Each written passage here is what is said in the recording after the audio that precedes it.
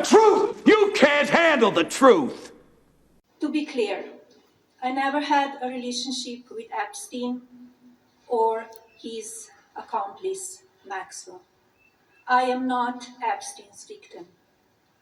Epstein did not introduce me to Donald Trump. I met my husband by chance at a New York City party in 1998. The first time I crossed paths with Epstein was in the year 2000 at an event Donald and I attended together. I have never had any knowledge of Epstein's abuse of his victims. I was never involved in any capacity. I was not a participant, was never on Epstein's plane, and never visited his private island. The false smears about me from mean-spirited and politically motivated individuals and entities looking to cause damage to my good name, to gain financially and climb politically, must stop. I'm not sure how many people have actually asked how many data centers out there, but I did. And so my question is, how many active data centers are there in the United States currently? As of 2026, there's around 4,000 to 5,500 active data centers in the United States. Now, some of these are privately owned. Not all of them are like what we would use, but guys, it's still quite a bit. Data center map reports 4,146 facilities listed in the United States. Other sources say it's 3,900 to 4,011. And another one says 4,149. But CloudScene, via multiple references, reports 5,427 facilities. But another source says 4,500. But you get the idea, guys, that there's over 4,000, maybe 5,000 data centers. So I want to show you something here real quick. A map of the data centers that's in the United States currently. The yellow indicates active ones, and the other colors are under construction as red, and the ones that's in white are the ones that's planned. And as you can see on the East Coast, we're heavily yellowed out in active data centers. And you can see the highways, the pathways that this data centers, this network goes across the United States. Of course, it goes other places too, but here in the United States, we can see how active these data centers are.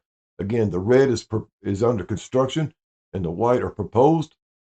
But you can see, guys, this is like just a giant sale of things. It's just, and they want to build more. And like I've always said, we don't need the data centers. They do. In recent studies, I don't know why they did this, but guys, you know they do weird studies, but they found out that if a person farts 50 to 80 times a day, they will lose 1 pound of weight each day. Now, this is one of the easiest ways I ever heard of losing weight is eating to lose weight. You can eat various foods, beans and asparagus and other things like that to help you produce gas. So maybe this is the diet we need to take to help us lose weight and everything. We know that, guys find farts funny, even throughout history. I mean, Stone Age, prehistoric, Neolithic, Neo-modern, and even now, men think farts are funny. We make jokes about them. We make cartoons about them, memes, and everything else like that. And every time you looks one, somebody thinks it's funny. Another guy will think it's funny. It's natural, guys. Women, on the other hand, think this is one of the grossest things in the world for us to do publicly. Now, of course, there's things you can say yes and no about this whole idea about the public farting and whether it's funny or not, disgusting, what have you and everything. But there's arguments on both sides. But here's the thing, guys, that passing gas is funny to us and we lose weight. So it's kind of a natural idea that while guys that fart openly kind of stay slender for the most part. Up until recent years, most men stayed on the slender side. Of course, there's a few big ones, of course, that happens, but all in all, men stayed fit, trim, not overweight too much. Whereas we notice that women who hold in farts or don't admit they fart or secretly sneak farts, but they hold it in. they tend to gain weight after the age of 30 or so, 35. And they continue to do this on into through middle age and elderly years. And it's all based on one fact, that women don't fart, therefore they gain weight.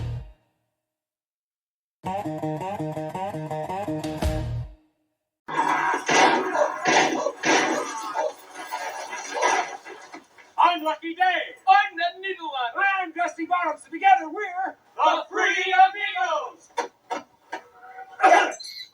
You slime-eating dogs, you scum-sucking pigs, you sons of a motherless goat. Son of a motherless goat?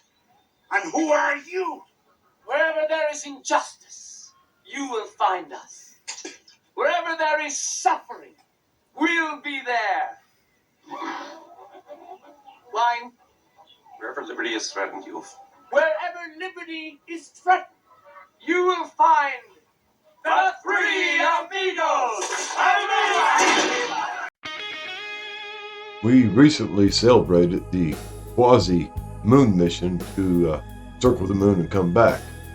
They circled Earth twice and did a loop-de-loop around the moon and shot back here to the planet Earth accordingly. And of course, we have seen several of the photos, and we all know, hopefully you know, that this is a bunch of BS. It was pretty much fake. There was a rocket launch, but these people were not in it. There was a lot of evidence out there that points that they was evacuating before the mission went off, because they wasn't sure if it was going to work or not, to be honest with you. But anyway, that's the truth, guys. This whole thing was a hoopah. I don't know what they did, what went on, but the people that were supposed to go to the moon did not. The moon mission was a hoax altogether, like the Origin, the Blue Origin mission, the spacecraft that went up to space, and you know how that fake that was. Well, this was kind of similar thing. I don't know where these people were, but it was fake. But here's one of the things that stood out in my mind about the whole thing, aside from the missing stars and the pictures from years and years ago, over almost 10 years ago, pictures that satellites have taken that they used for proof that they were there.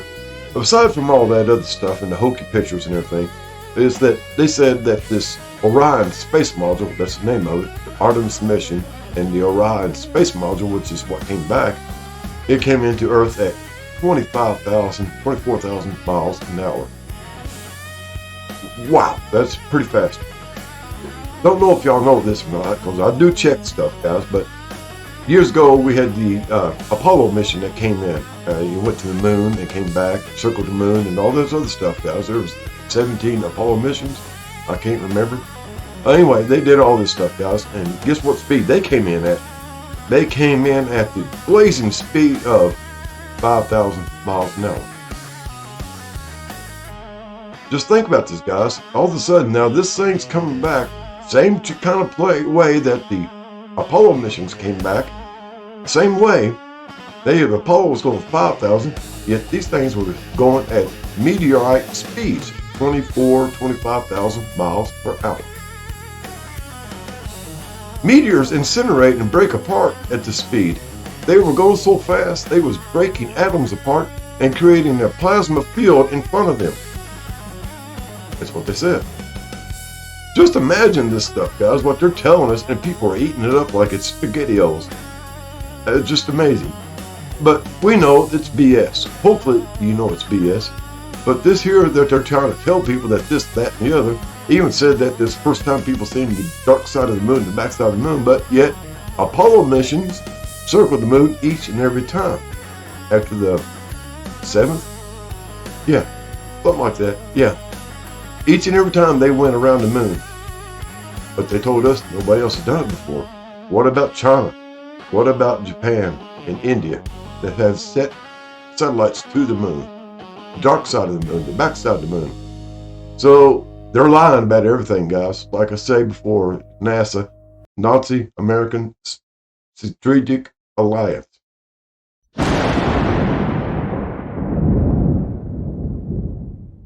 Attention passengers, we've now reached our destination. We hope you enjoyed the flight and have a nice day.